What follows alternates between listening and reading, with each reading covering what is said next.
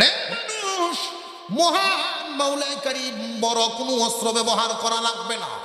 আল্লাহ যদি পিঁপড়াকে মানুষের বিরুদ্ধে লেলায়া দেন, মানুষ বসবাস করা সম্ভব হবে না। মহান মাওলাই কারীম এই জন্যই বলেন ইত্তাকুল্লাহ, আল্লাহকে ভয় করো। আল্লাহর অস্ত্র আছে, আল্লাহর সৈনিকও আছে। আল্লাহর সৈনিকগুলোর ব্যাপারে একটু আলোচনা করি। আল্লাহর সৈনিক কি পরিমাণ, অসংখ্য অগণিত ফেরেশতা, মহান আল্লাহর এক একজন সৈনিক। আর সমস্ত সৈনিকের কমান্ডার জিবরাইল আলাইহিস সালাম সমস্ত সৈনিকের কমান্ডার। শুধু কমান্ডারের ক্ষমতাটা শুনেন, সমস্ত সৈনিকের যিনি প্রধান, ওই সেনা প্রধানের শক্তিটার ব্যাপারটা একটু জানিয়ে আলন। সিত্তুমিয়াতি জানাহিন, 600 নূরের পাখা। 2টা পাখা যদি এভাবে ছড়ায় দেন, মাশরিক থেকে মাগরিব, শিমাল থেকে জুনুব পর্যন্ত তামাম পৃথিবী ভরপুর হয়ে যায়। সূর্যের আলো জমিনে পড়ার জায়গা থাকে না। 2টা পাখা যদি এইভাবে ছড়ায় দিলে তার এই হালত হয়। এমন একটা ফাঙ্কা দিয়ে যদি এইভাবে আঘাত দেয়, লাল সামরার বাহিনীর কোনো বিল্ডিং থাকবো? তাহলে আল্লাহর সৈনিক যদি যুদ্ধ করে, অস্ত্র লাগেনি, তার গায়ে যে শক্তি, অস্ত্র কি লইতো? মহান আল্লাহ বলেন ইত্তাকুল্লাহ, আল্লাহকে ভয় করো। আল্লাহর ভয় যে যত ভিতরে আনতে পারবা, আমি আল্লাহর সাহায্য সে তত বেশি পাইবা। বর্তমান জামানায় সারা বিশ্বের দিকে জরিপ করলে দেখা যায় আল্লাহর ভয় আমাদের ভিতরে কমতি আছে। এই কারণেই মহান আল্লাহ পাক রব্বুল আলামিন অন্যদেরকে আমাদের উপরে বিজয়ী করে দেন। যখন দেখবেন আমাদের ভিতরে আল্লাহর ভয় বেশি আছে, আল্লাহর ভয় বেশি থাকলে মানুষগুলো পাপ করতে পারে না। আল্লাহর ভয় যখন ভিতরে চলে আসবে, আল্লাহর হুকুম মানা শুরু হবে। আল্লাহর হুকুম মানবে, আল্লাহ যা নিষেধ করেছেন তা থেকে বিরত থাকবে, যা আদেশ করেছেন তা পালন করবে। আল্লাহর ভয়ের উপরে আমল হলো। মহান মাওলাই কারীম 2 নাম্বার শর্ত দিলেন, ওয়াবতাগু ইলাইহিল ওয়াসিলা, আল্লাহর সন্তুষ্টি অর্জনের জন্য মাধ্যম তালাশ করো। আল্লাহর নৈকট্য অর্জনের জন্য মাধ্যম তালাশ করো। আল্লাহর আল্লাহর নৈকট্য চাওয়ার জন্য, যেমন ধরুন একজন বড় হুজুর, বড় একজন আলেমের কাছে আপনি যেতে পারেন না, কিন্তু তার সাথে যার খাতির আছে, একটা মাধ্যম ধরেন। আপনার ছেলে থাকেন বিদেশ, আপনি থাকেন দেশে, তার সাথে যদি দেশ থেকে কথা বলতে চান, তাহলে মাধ্যম একটা লাগবে, এটা হলো মোবাইল। মহান মাওলাই কারীম 2 নাম্বার শর্ত দিয়ে দিলেন। 2 নাম্বার শর্ত দিলেন, বান্দারে যখন তোমার মধ্যে 1 নাম্বার গুণটা চলে আসবে, আল্লাহ যা নিষেধ করেছেন তা থেকে তুমি নিজের বিরত রাখো, আল্লাহ যা আদেশ করেছেন তা তুমি পালন করো। এই গুণগুলো যখন চলে আসবে, তখন তুমি মাধ্যম তালাশ করবা। অর্থাৎ এই গুণটা কখন চলে আসে? আল্লাহ যা নিষেধ করেছেন হারাম কাজ থেকে নিজেরে বাঁচায়া রাখো। আল্লাহ যা আদেশ করেছেন ফরজ ওয়াজিব সুন্নতে মুআক্কাদা, ফরজ ওয়াজিব সুন্নতে মুআক্কাদা, এইগুলোর উপরে যখন তোমার আমল চলে আসবে, তখন মাওলাই কারীম বলেন ওয়াবতাগু ইলাইহিল ওয়াসিলা, আল্লাহর নৈকট্য অর্জনের জন্য মাধ্যম তালাশ করো। ওলি হওয়ার জন্য মাধ্যম তালাশ করো। ওলি হওয়ার জন্য মাধ্যম, অর্থাৎ ওভার ডিউটি করো। ওভার ডিউটি যে যত বেশি করবা, আল্লাহর নৈকট্য তত বেশি পাইবা। আলহামদুলিল্লাহি নাহমাদুহু ওয়া নাস্তাঈনুহু ওয়া নাস্তাগফিরুহু ওয়া নু'মিনু বিহি ওয়া নাতাওয়াক্কালু আলাইহি ওয়া নাউযু বিল্লাহি মিন শুরুরি আনফুসিনা ওয়া মিন সাইয়্যাতি আমালিনা। من يهده الله فلا مضل له ومن يضلله فلا هادي له ونشهد أن لا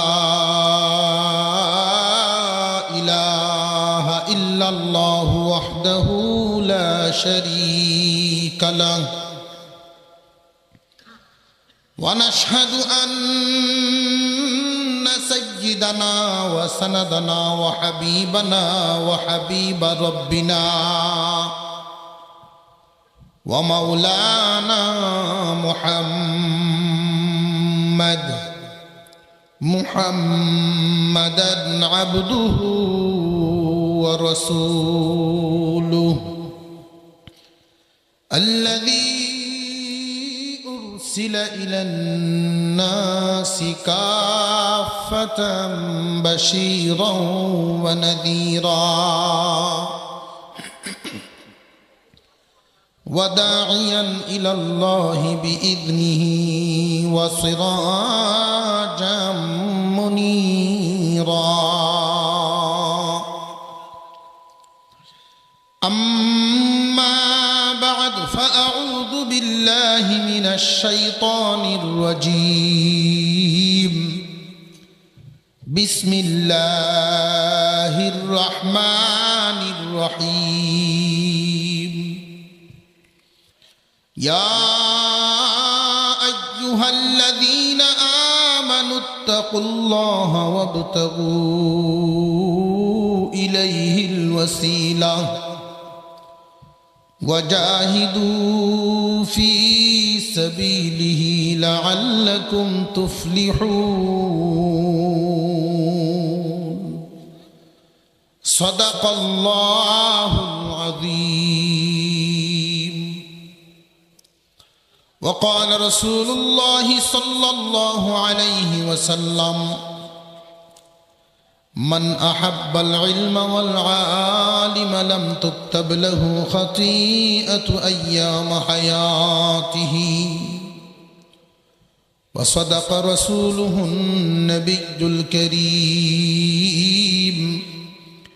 ونحن على ذلك من الشاهدين والشاكرين والحمد لله رب العالمين اللهم صل على محمد وعلى آل محمد كما صليت على إبراهيم وعلى آل إبراهيم إنك حميد مجيد اللهم بارك على محمد وعلى آل محمد كما باركت على إبراهيم وعلى آل إبراهيم إنك حميد مجيد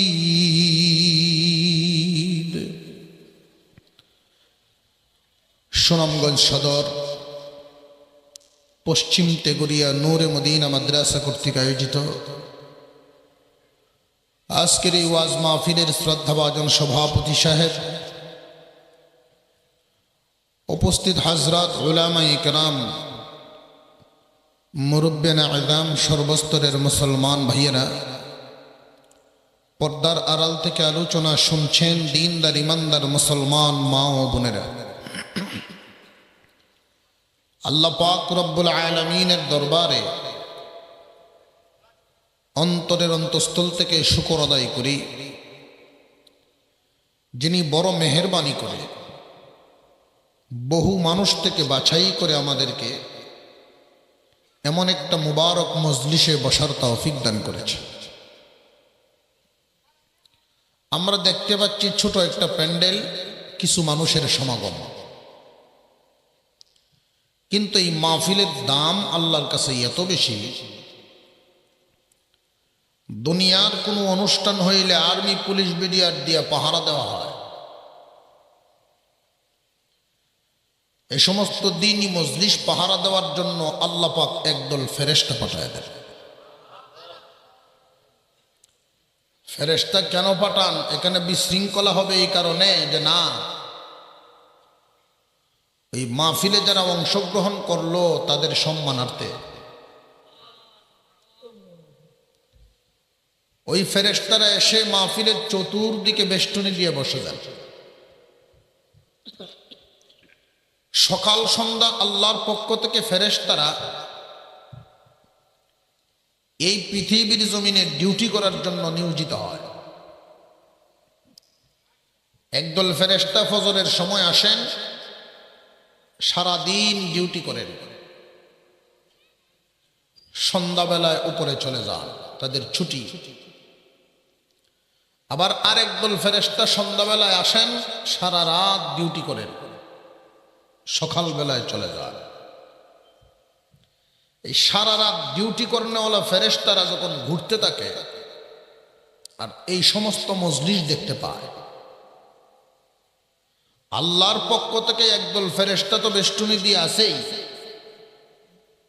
ওই ফেরেশতাদেরকে দেখলে ওই চলমান ফেরেশতারাও এখানে এসে শামিল হয়। আরো একদল ফেরেশতা যখন ঘুরতে ঘুরতে দেখেন কিছু মানুষ বসে আছেন, আলোচনা শুনতেছেন, আর কিছু ফেরেশতা চতুর্দিকে বেষ্টনী দিয়ে আছেন, ওই দল ফেরেশতাও এসে জমা হয়। এইভাবে ফেরেশতা জমতে জমতে জমতে জমতে আসমান পর্যন্ত ঠিকই লেগে যায়। এমন একটা মুবারক মজলিসে অংশগ্রহণ করতে পেরে আমরা খুশি না বেজার? যে যেমন খুশি এমন আওয়াজ দিয়া শুকর আদায় করি, বলি আলহামদুলিল্লাহ। আমি আপনাদের সামনে পবিত্র কোরআনুল কারীমের সূরা মাঈদার ৩৫ নম্বর আয়াত কানা তিলাওয়াত করেছি। নবী করিম সাল্লাল্লাহু আলাইহি ওয়াসাল্লামের একখানা হাদিস পাঠ করেছি। এই আয়াত এবং হাদিসকে সামনে রেখে কিছু আলোচনা করব। আল্লাহ যেন আমাদেরকে মনোযোগের সাথে শোনা এবং সবাইকে আমলের তৌফিক দান করেন, বলুন আমিন। আমার তিলাওয়াতকৃত আয়াতে আল্লাহ পাক আসমানের নিচে যত মানুষ বসবাস করে সমস্ত মানুষকে উদ্দেশ্য করে শব্দ ব্যবহার করেন নাই। তিনি ডাক দিয়েছেন, ইয়া আইয়ুহাল্লাযীনা আমানু, হে ঈমানদারেরা। আসমানের নিচে যত মানুষ বসবাস করে সবাই কি ঈমানদার না ঈমানদার ছাড়াও আছে? প্রথমত সমস্ত মানুষগুলো দুই ভাগে বিভক্ত। একদল মানুষ আস্তিক আর একদল মানুষ নাস্তিক। একদল মানুষ আল্লাহ বিশ্বাস করে, সৃষ্টিকর্তা বিশ্বাস করে, আর একদল মানুষ সৃষ্টিকর্তা বিশ্বাস করে না। যারা সৃষ্টিকর্তা বিশ্বাস করে না তাদেরকে নিয়ে আমাদের কোনো আলোচনা নেই, কারণ ওদের ব্যাপারে আল্লাহ নিজেই বলেন, উলাইকা কাল আনআম বাল হুম আযাল্লু উলাইকা হুমুল গাফিলুন। ওরা চতুষ্পদ জানোয়ারের চেয়ে নিকৃষ্ট। চতুষ্পদ জানোয়ার যা আমরা দেখি, নিকৃষ্ট প্রাণী হিসাবে কোনটারে চিনি? কুকুর। এই কুকুরের চাইতেও ওরা নিকৃষ্ট। কেন? কুকুর তার মালিককে চেনে, ওরা তার মালিক চেনে না। আর একদল মানুষ সৃষ্টিকর্তা বিশ্বাস করে, ওরা হলো আস্তিক। তবে সমস্ত আস্তিকরা ঈমানদার নয়। সৃষ্টিকর্তা বিশ্বাসকারী সবাই ঈমানদার নয়। আবু জেহেলও বিশ্বাস করত আসমান জমিনের মালিক আল্লাহ, আবু জেহেলও বিশ্বাস করত। এজন্যই আমাদের নবীজিকে প্রশ্ন করছিল, মুহাম্মদ, আসমান জমিনের মালিক যে আল্লাহ, এ কথা আমিও মানি, তুমি কোন আল্লাহর দাওয়াত দাও? আসমান জমিনের মালিক যে আল্লাহ এটা তো আমরা মানি, ইহুদিরা মানে, খ্রিস্টানরা মানে। কোন সেলুনে গিয়ে যখন চুল কাটবেন, সনাতন ধর্মী অনেক লোক আছে, তারাও সৃষ্টিকর্তা মানে। এমনকি আমরার সামনে তারা এই কথাও বলে যে আল্লাহ ছাড়া কোনো গতি নাই। আছে না নাই? তাই বলে কোন ইমানদার হয়ে গেল? না, আমাদের এখানে কয়েকটা কথা বোঝা দরকার। ইমানদার কাকে বলে? আপনাকে যদি কেউ জিজ্ঞাসা করে যে আপনি কি ইমানদার, আপনি বলবেন জি আমি ইমানদার। কেমনে? এই তো আর কি গেল। অনেকের উত্তর হইব যে আমার আব্বা ইমানদার আছেন, আম্বা ইমানদার। ঠিক না বেঠি? আব্বা ইমানদার আছেন দেখে যদি ফুত ইমানদার হয়, তাহলে তো নূহ আলাইহিস সালামের ছেলে কেনানো হইতো। ইমানের আলোচনা কোরআন হাদিসের বহু জায়গায় আল্লাহ করেছেন, রসুল বর্ণনা দিয়েছেন। একজন সাধারণ মানুষের জন্য কোরআন হাদিস সারা পড়া সম্ভব না, ইমানদারের সংজ্ঞা জানাও সম্ভব না। অথচ ইমানদার কাকে বলে এই কথাটা বাবার জন্য জানা যেমন জরুরি, ছেলের জন্য জানা তেমন জরুরি। সকলের জন্যই জানা জরুরি যে ইমানদার কাকে বলে। তাম দুনিয়ার সমস্ত মানুষও যদি আপনাকে বলে যে আপনি কাফের, আর ইমানদার হওয়ার গুণগুলি যদি আপনার মধ্যে থাকে, আপনি বুকে হাত দিয়া বলবেন, যে শক্ত করে বলবেন আমি কাফির নই, আমি মুমিন। আর আপনার মধ্যে যদি দোষ থাকে, গুণ না থাকে, তাহলে সারা দুনিয়ার মানুষও যদি শিল মারে, ভোট দেয়, দুনিয়ার মানুষ আপনাকে ইমানদার বলতে পারবে, আল্লাহর দরবারে মুমিনের কথায় নাম উঠবে না। ওলামায়ে কেরাম সহজ করে দিয়েছেন ইমানদার কাকে বলে এই কথাটা জানা। আলেম ওলামারা গবেষণা করে একটা কালিমার ভিতরে কথাগুলি বলে দিচ্ছেন, এতে ছোট থেকে বুড়া, জওয়ান থেকে জওয়ানি, বাবা মা, সকল মানুষে যেন জানতে পারে ইমানদার কারে কয়। কয়েকটা কথায় সীমাবদ্ধ, এই কথাগুলির উপরে বিশ্বাস করার নাম হইল ইমান।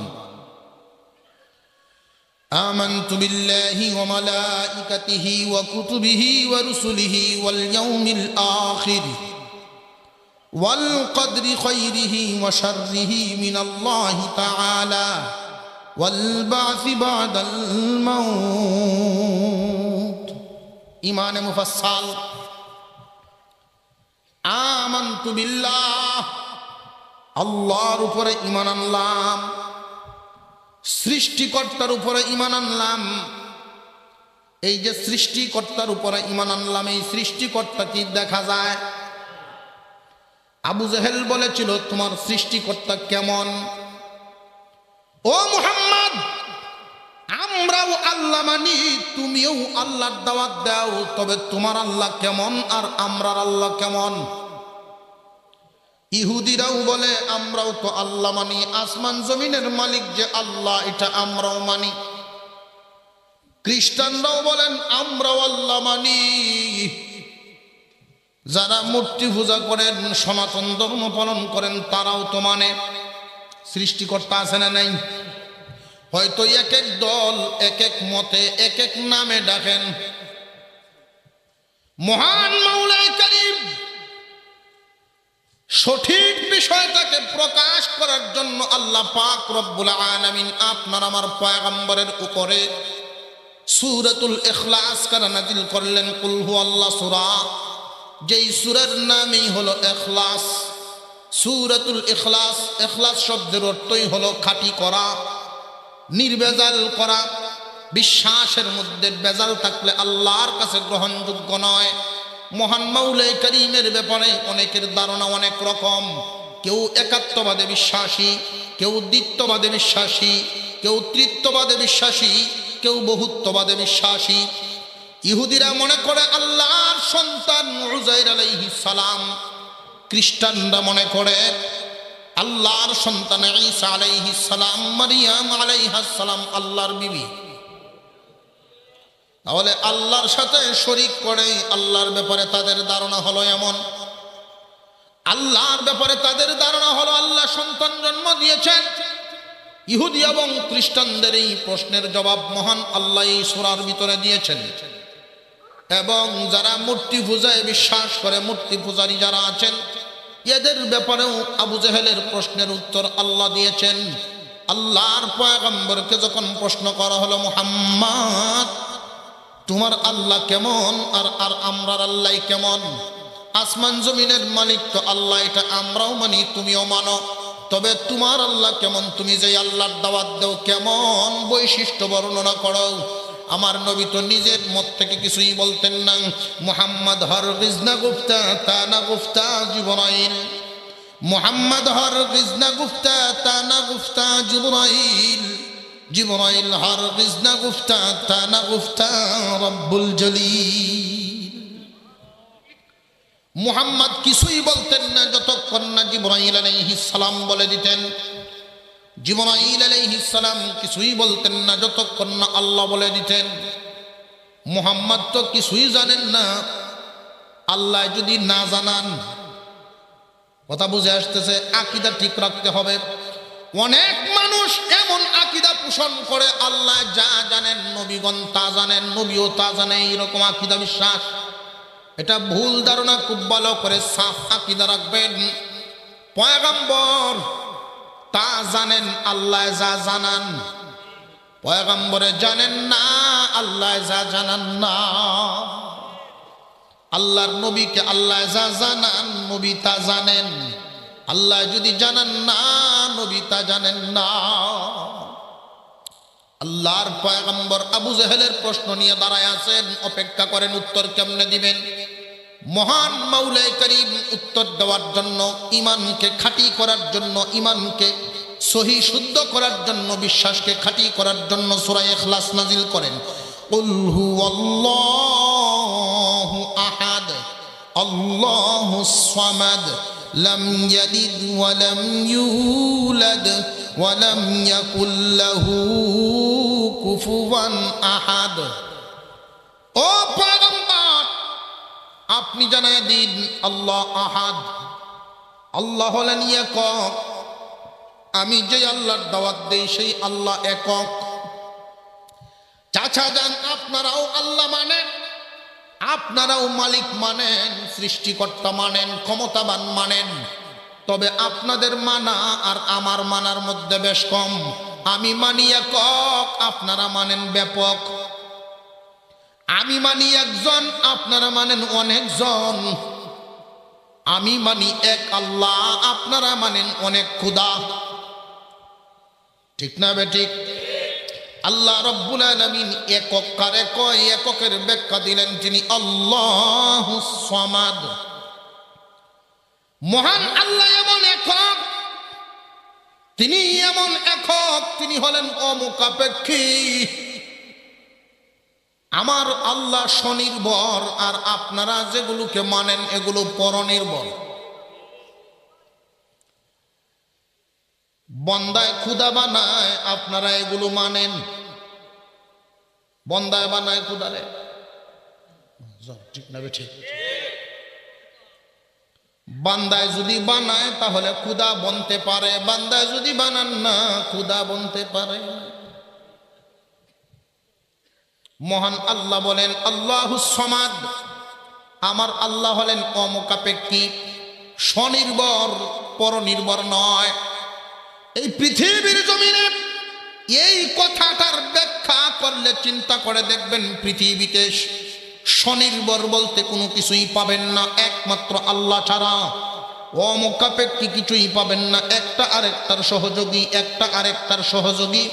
আগুনের দিকে তাকায়া দেখেন, আগুন কিন্তু স্বয়ং সম্পন্ন নয়, আগুন স্বনির্ভর নয়, আগুন একক নয়। বাতাসের সাহায্য ছাড়া আগুন জ্বলতে পারে না। পানিও একক নয়, আগুন একক নয়, একক কোনো বস্তু নাই। একক বস্তু যদি দেখেন তাহলে একমাত্র আমার আল্লাহ।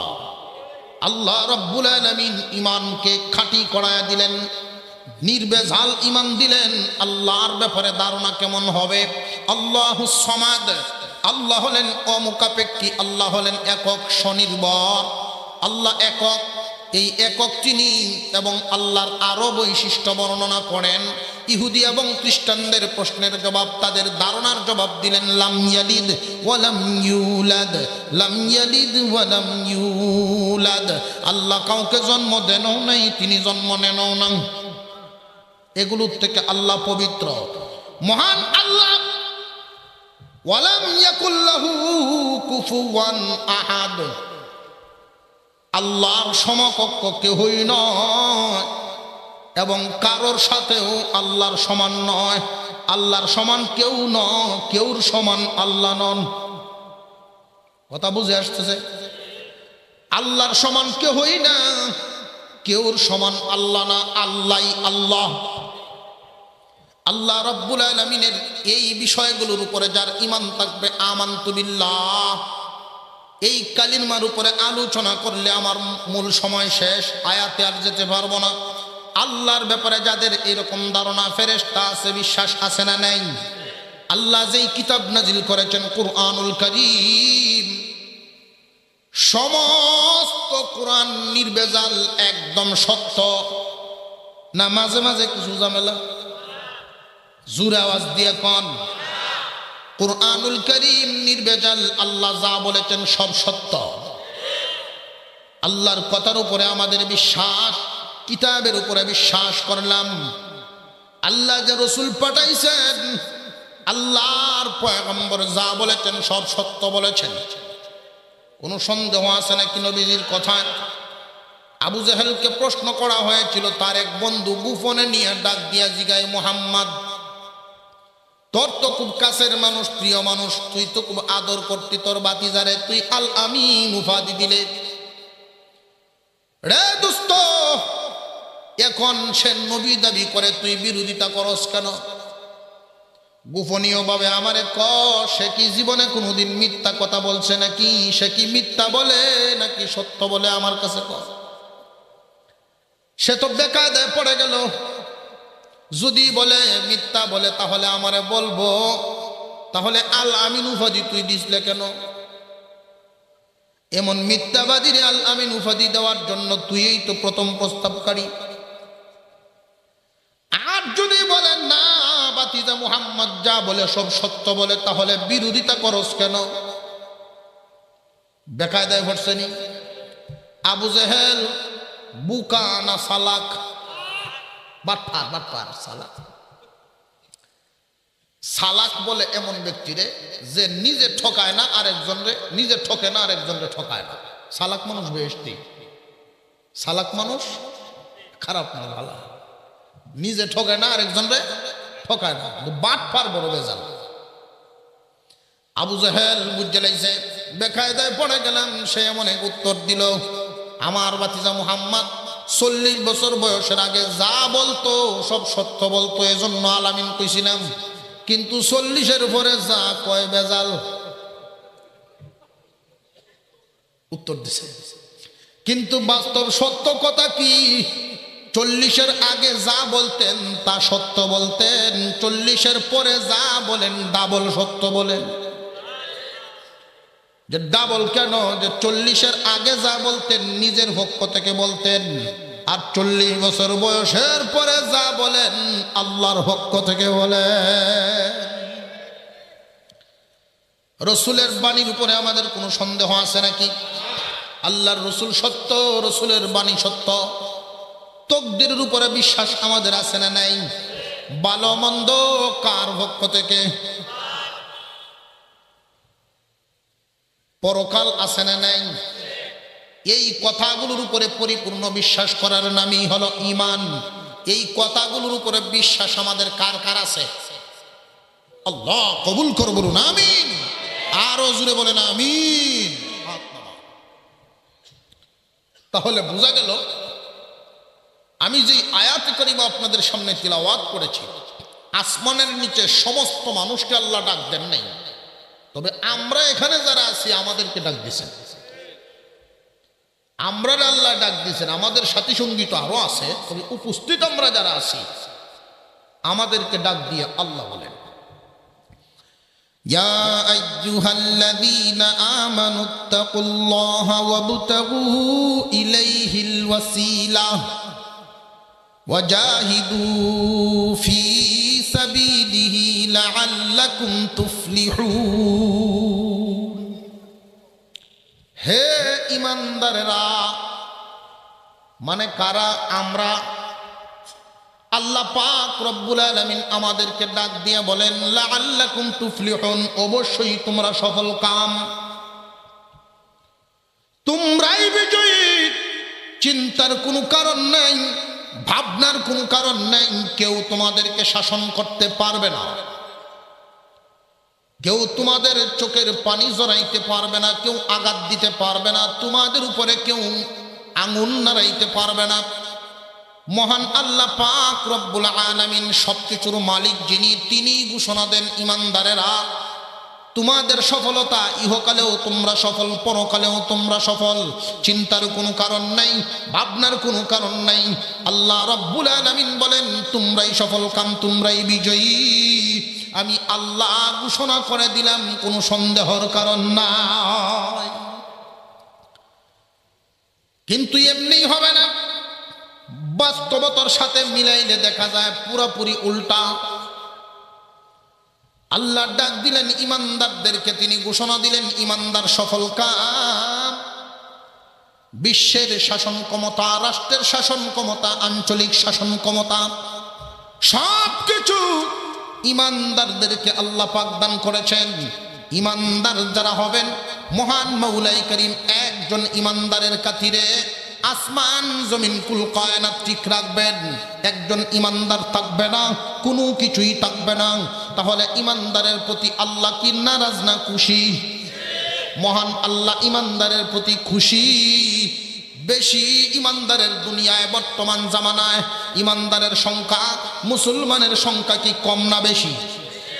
তামাম পৃথিবীর জমিনে প্রায় 200 কোটি মুসলমানের মতো হয়ে গেল। এত বেশি মুসলমানের দুনিয়ায় মুসলমানরা আজকে লাঞ্ছিত, বঞ্চিত, অপমানিত কেন? আঞ্চলিকভাবে দেখেন, রাষ্ট্রীয়ভাবে দেখেন, আন্তর্জাতিকভাবে দেখেন, মুসলমানদেরকে কোণঠাসা করে রাখা হয়। মুসলমানদের বিদ্বেষী যারা, ইসলাম বিদ্বেষী যারা হয়, তারা একই প্লেটে খানা খায়, একসাথে তারা চলতে পারে, একসাথে চলে। তারা এক সুতুই গাতা, একে অপরের সাথে সঙ্গবদ্ধ হইয়া বিভিন্ন সংগঠনও করিয়া থাকে। তাদের লক্ষ্য উদ্দেশ্য একটাই, মুসলমান কেমনে নিধন করা যায়, মুসলিম নিধন করা এদের উদ্দেশ্য। ও আল্লাহ, আপনি ঘোষণা দিলেন ঈমানদারের চিন্তা নাই, ঈমানদারের সফলতা। তাহলে এই অবস্থা দুনিয়াতে বিরাজ করে কেন? এমন একটা সময় তো আমরা দেখেছি, এমন একটা সময় আমরা দেখেছি মুসলমানদের আঙুলের ইশারায় অর্ধেক পৃথিবী চলে। এমন ইতিহাস আছে না নাই আমাদের? আল্লাহ রাব্বুল আলামিন বলেন বান্দারে, আমি আল্লাহ ঘোষণা দিলাম তা সত্য। মহান মাওলা তো এমন কোন রাজনৈতিক নেতা না যে ভাষণ দিলেন, সত্য দিয়া দিলেন, ঘরে ওই লোক নইলে নেই, এমন নাকি? মহান আল্লাহ তিনি যা বলেন তাই ঘটে, তাই সত্য। আল্লাহ পাকের ওয়াদার মধ্যে কোনো সন্দেহ শুভা আছে নাকি? মহান আল্লাহ ওয়াদা দিয়েছেন, হে ঈমানদারেরা, ইহকাল বলো পরকাল বলো, উভয় জাহানেই তোমরাই সফল কাম। কিন্তু এই জায়গায় গন্ডগোল কেন? কেন হিসাব মিলে না? তার কারণটা কি? মহান মাওলাই করিম এই আয়াতের মধ্যে 5টা অংশ ব্যবহার করেছেন। 5টা অংশ খুব ভালো করে বুঝেন। এই যে অংশগুলো আমি বাগ করি, ইয়া আইয়ুহাল্লাযীনা আমানু ইত্তাকুল্লাহ ওয়াবতাগু ইলাইহিল ওয়াসিলা ওয়াজাহিদু ফি সাবিলিহি লাআল্লাকুম তুফলিহুন। 5টা অংশ। প্রথম নাম্বার, ডাক দিলেন ঈমানদার বলে। শেষের অংশে তিনি যা বর্ণনা করেন, বদলা দিলেন, তিনি সুসংবাদ দিলেন, তোমরা সফল কাম, তোমরাই বিজয়ী, তিনি ঘোষণা দিলেন। কিন্তু মাঝখানে 3টা অংশ আছে না নাই? এই 3টা অংশ হলো শর্ত। যেই যুগের মুসলমান 3টা শর্ত মানতে পারবে, আমি আল্লাহ এই দুনিয়ার রাজত্ব তাদের হাতে উঠায়া দিব। যেই যুগের মুসলমানেরা 3 শর্ত পালন করবে না, আমি আল্লাহ এদেরকে নিরাপত্তা দিব না, শান্তি দিব না। এই দুনিয়ার সুখ শান্তি আরামায়াস ওরা পরিপূর্ণ পাবে না। ওদের মধ্যে ভয় বিরাজ করবে, পরিপূর্ণ সুখ শান্তিতে বসবাস করতে পারবে না। ব্যক্তিগতভাবে অশান্তি ভোগ করবে, পারিবারিকভাবে অশান্তি ভোগ করবে, আঞ্চলিকভাবে অশান্তি ভোগ করবে, রাষ্ট্রীয়ভাবে অশান্তি ভোগ করবে, এমনকি আন্তর্জাতিকভাবে তারা অশান্তির আগুনে জ্বলবে। এই 3টা শর্ত যেই যুগের মানুষ পালন করবে, তারে ব্যক্তিগত শান্তি নিরাপত্তা দেওয়া হবে, পারিবারিক নিরাপত্তা দেওয়া হবে, আঞ্চলিক নিরাপত্তা দেওয়া হবে, রাষ্ট্রীয় নিরাপত্তা দেওয়া হবে, এমনকি আন্তর্জাতিকভাবেও এদেরকে সফলতা দেওয়া হবে। শর্ত কয়টা? 3টা শর্ত। মহান মৌলাই করিম বলেন, ইয়া আইয়ুহাল্লাযীনা আমানুত্তাকুল্লাহ। 1 নাম্বার, হে ঈমানদার, তোমরাই সফল কাম, তোমরাই বিজয়ী। কেউ তোমাদের উপরে শাসন ক্ষমতা গোড়াতে পারবে না। 3টা শর্ত পালন করো। 1 নাম্বার শর্ত হলো আল্লাহকে ভয় করো। 1 নাম্বার শর্তটাই হলো আল্লাহকে ভয় করো। আল্লাহকে ভয় করনেওয়ালা জাতি আমরা এখানে আসি না? নেই? আসি তো? সত্যি? কে কে আল্লাহকে ভয় করে? সুবহানাল্লাহ। হাত নামা। লম্বা হয়ে যায় আলোচনা, আবার আর এক জায়গায় দাওয়াত রেখে বসে।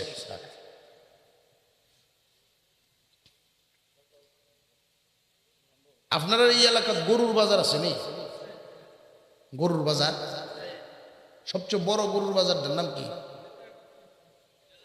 এটা আমার চিনি, চিনাখান্দি তো আমিও চিনি। গরুর বাজারে দেখবেন অনেক মানুষ এমন আছে, গরুর বাজারে সরল সহজ মানুষ গরু নিয়ে আইছে। যারা গরুর বাজারে গরু কিনতে যায়, ওরা সাধারণত 3 দলে বিভক্ত। একদল মানুষ গরু কিনে দুধ খাওয়ার জন্য, আরেক দল মানুষ গরু কিনে হাল চাষ করার জন্য, আরেক দল মানুষ গরু কিনে বেশি খাওয়ায়া মুঠা তাজা করে বেশি লাভ করে বেচার জন্য। এর বাইরে তো কেউ নেই। তো একজন লোক দাওয়াতে তাবলীগ সময় দিছে, আল্লাহওয়ালা মানুষ। উনি গরু যখন নিল বাজারে, পাগড়ি বাইন্দে ওরা খারাইছে খুব উঁচা জায়গা। এখন মানুষ গিয়ে জিগায়, আপনার এই গরু আলো কেমন চলে? যদি শুইতে হরে তুলন সম্ভব না। ওরা বিদায়, একদল বিদায়। আর একদল মানুষ গেছে, আপনার এই গরুর দুধ কেমন দেয়? কয় আমি জানি না। আপনার গরুতে আমি জানবো, আপনি জানেন না?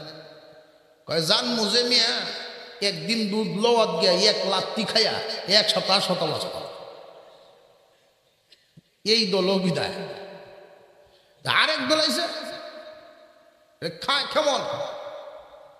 সারাদিন বাচ্চা উচ্চ কষ্ট করে আইনা যদি দেয়, তাহলে ইচ্ছা হইলে খাইতে পারে, নাও খাইতে হবে। এই দল বিদায়। তো গরুর বাজারে দেখবেন একদল মানুষ বাটিয়া তার পাঞ্জাবি কিনতে, বড় বড় হরেট। এরারে আমরা এলাকার বাসায় গরুর দালাল, দালালই হয়। আচ্ছা হইল তো মিল হয়েছে। তো এইরকম একজন লোকে আইসে বলে, চাচা কেয়ামত হইব, গরু বিক্রি হইতো না, এটা আমার কাছে দেন। উনি এই গরু ধরে বলে, ভাই সব এই যে গরু হালে জুজুরবেন, ডাইনে জুজুরবেন, চলবো কেমন হিটে কয় না। দুধ ইচ্ছা মতো টানবেন, কতটুকু দিব হিটে কয় না। দালালের ভাবটা উঠছে, ইচ্ছা মতো টানবেন। খাওয়া সারা বছর বন্টে কের কে। এরকম একটা খাওয়াইয়া গরু আর জগত পাবেন না। এরকম খাওয়াইয়া গরু সারা বাজারও নাই। না এটা যে খায় না, এরকম না খাওয়ার গরু তো নাই, যে এরকম খাওয়াইয়া গরু আর এই বাজারও নাই। এখন মানুষ ভিড় করছে, এসা কাস্টমারের অভাব নাই। আসল মালিক কানে কানে, দালালের কানে কানে গিয়া কয়, বাবাজি আমার এই গরু বেচতাম না। কেন মেয়া? এরকম একটা পরিবেশ করলাম, আপনার গরু বেচতেন না। আমার গরুর যে এত গুণ এটা আমি জানি না।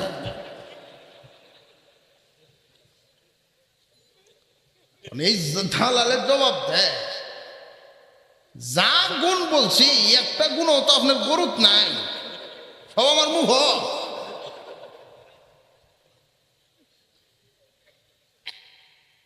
আল্লাহ যে বললেন ইত্তাকুল্লাহ, আল্লাহকে ভয় করো। আমরা কেন সারা বাংলাদেশের মুসলমানকে যদি জিজ্ঞাসা করা হয়, সব মুসলমানে আতো তুলব, সে পাইলে ভাবে তুলব।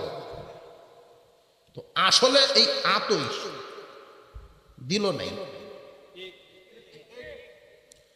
মুসলমান ইমানদার ভাইরা আমার, আল্লাহর ভয় যার দিলের ভিতরে থাকে এই মানুষটা সুদ খাইতে পারে না। আল্লাহর ভয় দিলের ভিতরে থাকলে আসসালাতু খায়রুম মিনান নাওম আওয়াজটা শোনার পরে আর বিছানায় থাকতে পারে না। আল্লাহর ভয় ভিতরে থাকলে এই মানুষটা তার বিবিরে বেপরদাগি সন্তানরে বেপরদায় রাখতে পারে না। আল্লাহর ভয় ভিতরে থাকলে আরেকজনের শিম ঠেললে আরেকজনের জায়গা দখল করতে পারে না। আল্লাহর ভয় ভিতরে নাই, আল্লাহকে আমরা ভয় করি না, আল্লাহকে ভয় করি না। আল্লাহকে ভয় না করারও কিছু কারণ মুফাসসিরিনে কেরাম তুলে ধরেছেন। আল্লাহকে কেন ভয় করে না তার কারণটা কি এক একজন এক একভাবে বর্ণনা করেন। আমাদের মানুষের স্বভাব হলো ভয় করি আমরা একজন আর একজনকে, একটা গ্রাম আর একটা গ্রামকে, একটা গোষ্ঠী আর একটা গোষ্ঠীকে, বা একটা দেশ আর একটা দেশকে ভয় করে দুই কারণে, হয়তো অস্ত্রের কারণে, না হয় সৈনিকের কারণে। আমরা দেখি আল্লাহর তো কোনো অস্ত্রও নাই, আল্লাহর তো কোনো সৈনিকও নাই, এই কারণে হয়তো ভয় করে না। কিন্তু বান্দা জানো না, আল্লাহর অস্ত্র আছে, আল্লাহর সৈনিকও আছে। বরং দুনিয়ার অস্ত্র আর আল্লাহর অস্ত্র, দুনিয়ার সৈনিক আর আল্লাহর সৈনিকে আসমান জমিন ব্যবধান। পৃথিবীর জমিনে দুনিয়ার অস্ত্র আর দুনিয়ার সৈনিক যদি যুদ্ধ করে, একটা আরেকটারে ছাড়া চলতে পারে না। দুনিয়ার সৈনিক যদি যুদ্ধ করে অস্ত্র ছাড়া পারে না, আর দুনিয়ার অস্ত্র যদি যুদ্ধে কাজে লাগাইতে হয় সৈনিক ছাড়া চলে না। কিন্তু আল্লাহর অস্ত্র আর আল্লাহর সৈনিকের মধ্যে বেশ কম হলো, আল্লাহর অস্ত্র যদি যুদ্ধ করে সৈনিক লাগে না, আল্লাহর সৈনিকেরা যুদ্ধ করলে অস্ত্র লাগে না। হয়তো দু একটা বলুন মা। মহান মাওলাই করিম সূরা আরাফ 133 নম্বর আয়াতে আল্লাহ বলেন, فأرسلنا عليهم الطوفان والجراد والقمل والضفادع والدم آيات مفصلات فاستكبروا وكانوا قوما مجرمين। আল্লাহ পাক রব্বুল আলামিন ওই দিনের ঘটনাটা তুলে ধরেন আমাদের কুরআনুল কারীমের ভিতরে। কিয়ামত পর্যন্ত তোমরা এখান থেকে শিক্ষা গ্রহণ করবা যে আল্লাহর অস্ত্র আছে।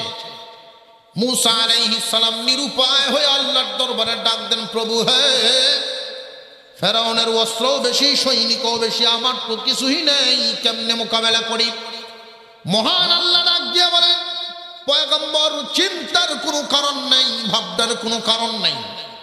তোমার অস্ত্র নেই, আমি আল্লাহর তো আছে। আমি যার পক্ষে থাকি আমার অস্ত্র তার পক্ষে থাকে। আল্লাহকে যারা ভয় করেন আল্লাহ তাদের পক্ষ হয়ে যান। আল্লাহ রাব্বুল আলামিন অস্ত্র পাঠায় দিলেন, এক নাম্বার অস্ত্র, ফাআরসালনা আলাইহিমুত তুফান। তুফান নামক অস্ত্র পাঠায় দিলেন। রে তুফান, এক সপ্তাহ যুদ্ধ করবা, যেইভাবে পানির বেগ এইভাবে বাতাসের বেগ। আল্লাহ রাব্বুল আলামিন হুকুম জারি করে দিয়েছেন, মুসা বাহিনীর কোনো ক্ষতি করতে পারবা না, ফেরাউন বাহিনীর ছাড়বা না। পাশাপাশি জমি, পাশাপাশি বাড়িঘর, মুসা বাহিনীর কোনো ক্ষতি হয় না, কিন্তু ফেরাউন বাহিনীর অস্তিত্ব নাই। অবস্থা এমন হয়ে গেল, ফেরাউন বাহিনীর জমিন বন্যায় তলায় গেছে, মুসা বাহিনীর বন্যায় কোনো কিছুই হয় নাই। এক সপ্তাহ যুদ্ধ হওয়ার পরে এদের অবস্থা তো এমন হয়ে গেল, দলে দলে মানুষ পয়গম্বরের সামনে গিয়ে বলে, গো আল্লাহর পয়গম্বর, মাফ করে দাও, তোমার আল্লাহকে বলে আযাব বন্ধ করাও, কথা দিলাম তোমার হাত ধরে আমরা ঈমান এনে মুসলমান হয়ে যাব। মুসা নবীর নিজের অস্ত্র আছে না আল্লাহর সাহায্য? আল্লাহর সাহায্যে বড় বড় শক্তিওয়ালা দল পায়ের কাছে হাজির। অস্ত্র আল্লাহ থামায় দিলেন। কিছুদিন মাত্র গেল, যেই জমির উপরে বন্যা হয় দেখবেন পরে এই জমির ফসল ভালো হয়। যেই মাত্র ফসলের রূপ পাল্টে গেল, বন্যা তো হয়েছিল ফেরাউন বাহিনীর জমির উপর, এদের ফসল যখন ভালো হওয়া শুরু হয়ে গেছে, ফেরাউনে ঘোষণা দেয়, তোরা খামাখা মুসা নবীর কাছে গেছো, যে বন্যা তো আমি দিছিলাম, আমি তোরার খুদা, আমি খুদা দেখে দেখে তোরার এই বন্যা দিছিলাম তোদের ফসল ভালো হওয়ার জন্য। ওরা তো নাদান, ওরা অন্ধ, আবার ফেরাউনের সাথে মিশে মুসা নবীর বিরুদ্ধে যুদ্ধ করবে। পয়গম্বর আল্লাহর দরবারে বলেন, প্রভু হে, আবার তোমরা আমার বিরুদ্ধে যুদ্ধ করবে, আমি কেমনে এদের মোকাবেলা করব? আল্লাহ পাক রব্বুল আলামিন বলেন, পয়গম্বর চিন্তার কোনো কারণ নাই, আমি আল্লাহর অস্ত্রের কোনো শেষ নাই। فأرسلنا عليهم الطوفان والجراد, জারাদ নামক একটা প্রাণী পাঠায় দিলেন, পঙ্গপাল। আল্লাহ পাক রব্বুল আলামিন যেই ফসল দিছিলেন এই ফসল আবার নষ্ট করে ফেললেন পঙ্গপাল দিয়া। এমন ভাবে নষ্ট করলেন, গাছ আছে ঠিকই কিন্তু ফসল নাই। এই মানুষগুলো তাদের খুদার দরবারে গেছে, তাদের খুদাকে, ও খুদা, এখন কোন বাহিনী ফাটাইলেন ফসল দিয়ে নষ্ট করলো? কইতা আমার টেন হয়ে গেছে না? কই অসুবিধা নাই, তোমরা আমি বসায় বসায় খাওয়াইমু, ফসল না হইলেও, যেই বছর না হইলে মানলাম খাওয়াইলে না, আগামী বছর কি হইব, যে আমি 2 বছর পর্যন্ত বসায় তোদেরকে খাওয়াইতে পারবো, গুডাউনে জমা আছে। একদল মানুষ দাঁড়ায় বলেন, বুঝে ফেলছি তোমার ক্ষমতা 2 বছর পর্যন্ত, 3য় বছর কে খাওয়াইব? আর একটু জোরে কর না, আল্লাহ বুঝে লাইছি তুমি খুদা না, তুমি হুদা, কিচ্ছু নাই তোমার ভিতরে। ওরা ফেরাউনের সামনেই স্লোগান দিয়ে চলে যায় মুসা নবীর দরবারে, পয়গম্বরের হাত ধরে একসাথে মানুষ মুসলমান হইয়া যায়। ফেরাউনের রাগ কি কমছে না আরো বাড়ছে? আল্লাহ বলেন, চিন্তার কোনো কারণ নাই, ভাবনার কোনো কারণ নাই। ওরা মিটিং করবে আপনার বিরুদ্ধে যুদ্ধ করার জন্য। মিটিং, সালিশ মিটিং হইতেই আমি আল্লাহ জীবন আর এক অস্ত্র পাঠায় দিলেন। فأرسلنا عليهم الطوفان والجراد والقمل। কুম্মাল শব্দের অর্থ হলো উকুন। উকুন চিনেন তো? উকুন আবার 3 জাতের। এক জাতের উকুনের নাম হইল লিক, আছে না নাই? আর এক জাতের উকুনের নাম ফুটজাইল, হুজাইল। আর এক জাতের উকুনের নাম বিরা। এই বিরাটার আল্লাহ পাঠাইছেন 1 সপ্তাহ যুদ্ধ করার জন্য। কন্যা সুবহানাল্লাহ। আল্লাহর বাহিনী, আল্লাহর বাহিনী পাঠায় দিলেন। এই বিরায় এমন কামরানি কামড়াইল 1 সপ্তাহ, এদের চুল তো ফলাইছে, ব্রো সহ ফলায় দিছে, ব্রো নাই। ব্রো সারা মানুষ সকালবেলায় উইটা স্বামী স্ত্রীরে চিনে না, স্ত্রী স্বামীকে চিনে না। একজন সৈনিক আর একজন সৈনিকের মোকাবেলায় যখন সামনাসামনি হয়, কয় তুই কেডা, তুই তো মুখ না রে। আয়নার যুগ নাই, নিজের চেহারা দেখার সুযোগ নাই, একটা আর একটার দেখা উল্টা হতে দৌড়ে। এই গজব কার? আল্লাহর গজব শুরু হয়ে গেল।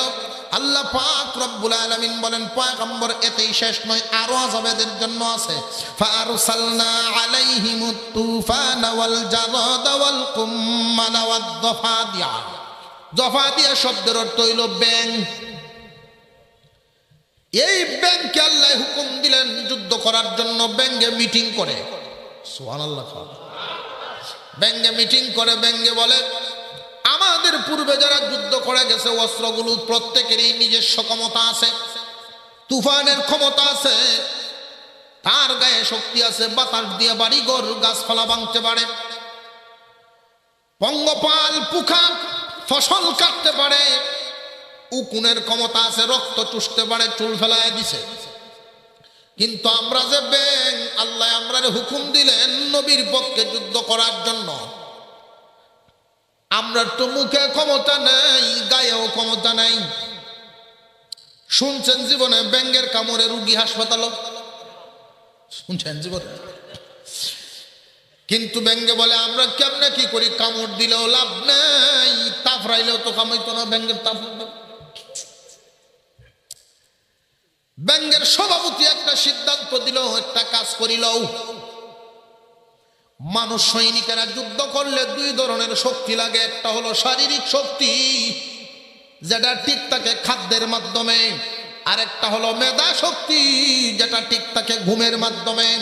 আমরা এদের খাওয়ায় ব্যাঘাত ঘটাইবো যাতে শারীরিক শক্তি না পায়, ঘুমে ব্যাঘাত ঘটাইবো যাতে মাথা ঠিক না থাকে।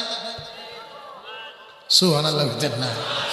তাফসীরে মারিফুল কোরআনের মধ্যে উল্লেখ করা হয়েছে, যেই মাত্র ওরা খানা খাইতে যায়, পাতিলের ডাকনা সরাইয়া দেখে খাদ্য সব ব্যাঙের দখলে। লাফালাফি খাওয়ানোর কোনো সুযোগ নাই। যা দেখি ঘুমাইতে গেছে, খাটের উপরে 1 ফুট ব্যাঙের টাল। গুসার সুদে কয়, আত্মীয় বাড়ির যাই মুখে বাড়ি ঘর সাইডে দিব। আত্মীয় বাড়িতে যাবে, জামা টান দেয়, পকেট ভর্তি ব্যাঙ, যাস কই। এই আযাব কার? আল্লাহর অস্ত্র আছে না নেই? শুধু কয়েকটা বললাম। আসমানের নিচে, জমিনের উপরে, আসমানের নিচে, জমিনের উপরে যতটা প্রাণী, প্রত্যেকটা প্রাণী আল্লাহর এক একটা অস্ত্র। আল্লাহর অস্ত্র আছে না নেই? এই অস্ত্রগুলো যুদ্ধ করলে কি সৈনিক লাগবে নাকি? না, অস্ত্র নিজেই যুদ্ধ করতে পারে। রে মানুষ, মহান মাওলাই কারীম বড় কোনো অস্ত্র ব্যবহার করা লাগবে না। আল্লাহ যদি পিঁপড়াকে মানুষের বিরুদ্ধে লাগায়া দেন, মানুষ বসবাস করা সম্ভব হবে না। মহান মাওলাই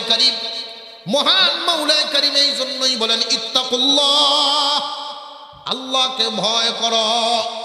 আল্লাহর অস্ত্র আছে, আল্লাহর সৈনিকও আছে। আল্লাহর সৈনিকগুলোর ব্যাপারে একটু আলোচনা করি। আল্লাহর সৈনিক কি পরিমাণ, অসংখ্য অগণিত ফেরেশতা মহান আল্লাহর এক একজন সৈনিক। আর সমস্ত সৈনিকের কমান্ডার জিবরাইল আলাইহিস সালাম। জিবরাইল আলাইহিস সালাম সমস্ত সৈনিকের কমান্ডার। শুধু কমান্ডারের ক্ষমতাটা শুনেন, সমস্ত সৈনিকের যিনি প্রধান, ওই সেনা প্রধানের শক্তিটার ব্যাপারটা একটু জানিয়ালন। সিত্তুমিয়াতি জানাহিন, 600 নূরের পাখা। 2টা পাখা যদি এভাবে ছড়ায় দেন, মাশরিক থেকে মাগরিব, শিমাল থেকে জুনুব পর্যন্ত তামাম পৃথিবী ভরপুর হয়ে যায়। সূর্যের আলো জমিনে পড়ার জায়গা থাকে না। 2টা পাখা যদি এইভাবে ছড়ায় দিলে তার এই হালত হয়। এমন একটা ফাঙ্কা দিয়ে যদি এইভাবে আঘাত দেয়, লাল সামরার বাহিনীর কোনো বিল্ডিং থাকবো? তাহলে আল্লাহর সৈনিক যদি যুদ্ধ করে, অস্ত্র লাগেনি, তার গায়ে যে শক্তি, অস্ত্র কি লইতো? মহান আল্লাহ বলেন, ইত্তাকুল্লাহ, আল্লাহকে ভয় করো। আল্লাহর ভয় যে যত ভিতরে আনতে পারবা, আমি আল্লাহর সাহায্য সে তত বেশি পাইবা। বর্তমান জামানায় সারা বিশ্বের দিকে জরিপ করলে দেখা যায় আল্লাহর ভয় আমাদের ভিতরে কমতি আছে। এই কারণেই মহান আল্লাহ পাক রব্বুল আলামিন অন্যদেরকে আমাদের উপরে বিজয়ী করে দেন। যখন দেখবেন আমাদের ভিতরে আল্লাহর ভয় বেশি আছে, আল্লাহর ভয় বেশি থাকলে মানুষগুলো পাপ করতে পারে না। আল্লাহর ভয় যখন ভিতরে চলে আসবে, আল্লাহর হুকুম মানা শুরু হবে, আল্লাহর হুকুম মানবে, আল্লাহ যা নিষেধ করেছেন তা থেকে বিরত থাকবে, যা আদেশ করেছেন তা পালন করবে। আল্লাহর ভয়ের উপরে আমল হলো। মহান মাওলাই করিম 2 নম্বর শর্ত দিলেন, ওয়াবতাগু ইলাইহিল ওয়াসিলা, আল্লাহর সন্তুষ্টি অর্জনের জন্য মাধ্যম তালাশ করো, আল্লাহর নৈকট্য অর্জনের জন্য মাধ্যম তালাশ করো। আল্লাহর নৈকট্য আল্লাহর নৈকট্য চাওয়ার জন্য, যেমন ধরুন একজন বড় হুজুর, বড় একজন আলেমের কাছে আপনি যেতে পারেন না, কিন্তু তার সাথে যার খাতির আছে একটা মাধ্যম ধরেন। আপনার ছেলে থাকেন বিদেশ, আপনি থাকেন দেশে, তার সাথে যদি দেশ থেকে কথা বলতে চান তাহলে মাধ্যম একটা লাগবে, এটা হলো মোবাইল। মহান মাওলাই করিম 2 নম্বর শর্ত দিয়ে দিলেন। 2 নম্বর শর্ত দিলেন, বান্দারে যখন তোমার মধ্যে 1 নম্বর গুণটা চলে আসবে, আল্লাহ যা নিষেধ করেছেন তা থেকে তুমি নিজের বিরত রাখো, আল্লাহ যা আদেশ করেছেন তা তুমি পালন করো। এই গুণগুলো যখন চলে আসবে তখন তুমি মাধ্যম তালাশ করবা। অর্থাৎ এই গুণটা কখন চলে আসে? আল্লাহ যা নিষেধ করেছেন হারাম কাজ থেকে নিজেরে বাঁচায়া রাখো, আল্লাহ যা আদেশ করেছেন ফরজ ওয়াজিব সুন্নতে মুআক্কাদা, ফরজ ওয়াজিব সুন্নতে মুআক্কাদা, এইগুলোর উপরে যখন তোমার আমল চলে আসবে তখন মাওলাই করিম বলেন, ওয়াবতাগু ইলাইহিল ওয়াসিলা, আল্লাহর নৈকট্য অর্জনের জন্য মাধ্যম তালাশ করো, ওলি হওয়ার জন্য মাধ্যম তালাশ করো। ওলি হওয়ার জন্য মাধ্যম অর্থাৎ ওভার ডিউটি করো, ওভার ডিউটি করো। ওভার ডিউটি যে যত বেশি করবা আল্লাহর নৈকট্য তত বেশি পাইবা। মুসলমান ইমানদার ভাইরা আমার, মাদ্রাসার দিক লক্ষ্য করে আমি একটা বিষয় আলোচনা আপনাদের সামনে তুলে ধরতে চাই। আল্লাহর নৈকট্য অর্জনের জন্য যত মাধ্যম আছেন, উসিলা যত আছে, মুফাসসিরিনে কেরাম অনেক উসিলা বর্ণনা করেছেন। এর মধ্যে একটা উসিলা হলো এই যে মাদ্রাসাগুলো আছে, আলেম উলামা আছেন। আমি একখান হাদিস আপনাদের সামনে খুতবায় পাঠ করেছি। قال النبي صلى الله عليه وسلم من احب العلم والعالم, যেই ব্যক্তি ইলম এবং আলেমদেরকে ভালোবাসবে, ইলম অর্থাৎ কোরআন হাদিসকেও ভালো লাগে, কোরআন হাদিস যারা অর্জন করে তারারেও ভালো লাগে। মান আহাব্বাল ইলমা ওয়াল আলিমা, কোরআন হাদিস এবং কোরআন হাদিস যারা অর্জন করে তাদেরকেও যেই ব্যক্তি ভালোবাসবে, লাম তুকতাব লাহু খাতিআতু আইয়াম হায়াতিহি, আল্লাহর পয়গম্বর বলেন এই গুণটা যার মধ্যে চলে আসবে, ইলম এবং আলেমদেরকে ভালোবাসে, মহব্বত করে, তার জীবনের ছোট ছোট গুনাহগুলো মহান আল্লাহ ফেরেশতাদেরকে জানায়া দেন। তার ভিতরে এমন একটা গুণ আছে, এই গুণের কারণে ছোটখাটো গুনাহগুলো লেখিস না, ছোটখাটো গুনাহগুলো লেখিও না। আমরা এখানে যারা আছি, যদি মনে করেন আমাদের কারোর বাড়িতে 40 জন মুহাদ্দিস, 40 জন হাদিস পড়ায়, 40 জন মুহাদ্দিস বড় আলেম দাওয়াত খাইতে গেছেন, আর এমন একটা আয়োজন আপনি করছেন, তারা মা বাবার জন্য দোয়া করছেন, মুর্দে গানের জন্য দোয়া করছেন, এরকম 40 জন আলেমকে খানা খাওয়াইতেছেন, এইরকম কপাল যদি আমরা হয় কেমন লাগবে? 40 জন মুহাদ্দিস আপনার বাড়িতে, অথবা 100 আলেম আপনার বাড়িতে গেছে খানা খাইতে, কেমন লাগবো? আমরা চাই কি এরকম একটা পরিস্থিতি আমাদেরকে আল্লাহ দেও? আমরা কারা কারা চাই? একটু হাত তুলো। আল্লাহ কবুল করো, জোরে বলেন আল্লাহ কবুল করো, হাত নামান। আমি একটা সহজ পদ্ধতি আপনাদেরকে দিব, যেই পদ্ধতিটা সকলে গ্রহণ করা সম্ভব। উম্মত তো আলেমদের কাছ থেকে পদ্ধতি নিবে, যে কোনো জায়গা থেকে নিতে পারবেন না, আলেমদের কাছ থেকেই পদ্ধতি নিবেন। 100 আলেমকে যদি খানা খাওয়ান, 100 আলেম, বড় বড় মুহাদ্দিস, হাফেজ আলেম, এরকম 100 মানুষ আপনার ঘরে চলে গেছেন, ঘরটাই তো একটা জান্নাতের বাগানে পরিণত হয়ে গেছে। এইরকম একটা মর্তবা, এরকম একটা বদলা, এরকম কপাল কয়জনে পান? একটা পথ আপনাদেরকে বাতলাই দিই। পথটা হলো, বড় বড় মুফতি মুহাদ্দিস 100 আলেম একত্রিত করা এত সহজ না, বড় কঠিন। আর এর চাইতেও আরো দামি কিছু কাজ। 100 আলেম একদিক দিয়ে হাঁটিয়া গেলে, হাদিসের মধ্যে এ কথা নাই যে আলেমের পায়ের নিচে ফেরেশতার পাখা বিছাবে, এ কথা নেই। কিন্তু আল্লাহর রাসূল আরেক দল মানুষকে এমন ইজ্জত দিবেন, ইন্নাল মালাইকাতা তাযউ আজনিহাতাহা রিদা লিত-তালিবিল ইলমি। আল্লাহর পয়গম্বর বলেন, ফেরেশতারা খুশি হইয়া একদল মানুষ যখন জমিনে হাঁটতে থাকে, ফেরেশতারা উড়তে থাকে, উড়িয়া উড়িয়া যখন দেখে এই দামি মানুষগুলো রাস্তা দিয়ে হাঁটিয়া যায়,